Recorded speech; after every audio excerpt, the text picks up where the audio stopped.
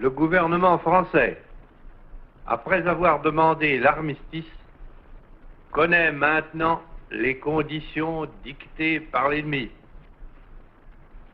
Il résulte de ces conditions que les forces françaises de terre, de mer et de l'air seraient entièrement démobilisées, que nos armes seraient livrées, que le territoire français serait totalement occupé et que le gouvernement français tomberait sous la dépendance de l'Allemagne et de l'Italie.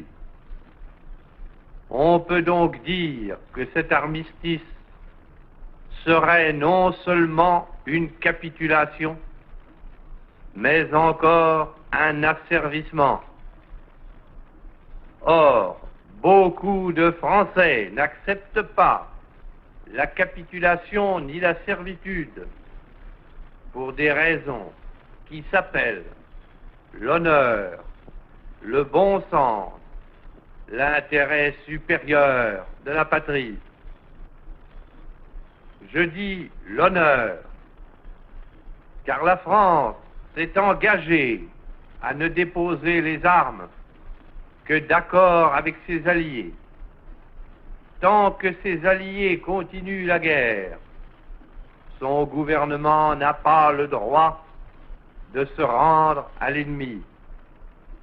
Le gouvernement polonais, le gouvernement norvégien, le gouvernement hollandais, le gouvernement belge, le gouvernement luxembourgeois, quoique chassés de leur territoire, ont compris ainsi leur devoir. Je dis le bon sens, car il est absurde de considérer la lutte comme perdue. Oui, nous avons subi une grande défaite, un système militaire mauvais, les fautes commises dans la conduite des opérations, l'esprit d'abandon du gouvernement pendant ces derniers combats nous ont fait perdre la bataille de France. Mais il nous reste un vaste empire, une flotte intacte, beaucoup d'or. Il nous reste des alliés dont les ressources sont immenses et qui dominent les mers. Il nous reste les gigantesques possibilités de l'industrie américaine, les mêmes conditions de la guerre qui nous ont fait battre par 5000 avions et 6000 chars peuvent nous donner demain la victoire par 20 000 chars et 20 000 avions. Je dis l'intérêt supérieur de la patrie, car cette guerre n'est pas une guerre franco-allemande qu'une bataille puisse décider. Cette guerre est une guerre mondiale. Nul ne peut prévoir si les peuples qui sont neutres aujourd'hui le resteront demain. Même les alliés de l'Allemagne resteront-ils toujours ses alliés? Si les forces de la liberté triomphent finalement de celles de la servitude, quel serait le destin d'une France qui se serait soumise à l'ennemi? L'honneur, le bon sens, l'intérêt supérieur de la patrie commande à tous les Français libres de continuer le combat là où ils seront et comme ils pourront. Il est par conséquent nécessaire de grouper partout où cela se peut une force française aussi grande que possible.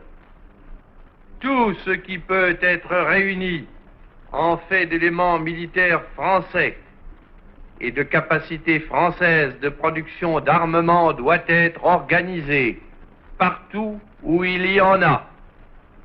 Moi, général de Gaulle, j'entreprends ici, en Angleterre, cette tâche nationale.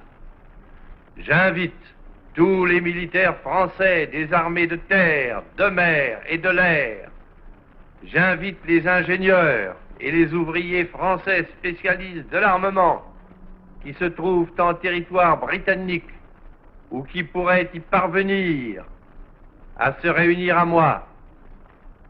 J'invite les chefs, les soldats, les marins, les aviateurs des forces françaises de terre, de mer, de l'air, où qu'ils se trouvent actuellement, à se mettre en rapport avec moi. J'invite tous les Français qui veulent rester libres à m'écouter et à me suivre. Vive la France, libre, dans l'honneur et dans l'indépendance.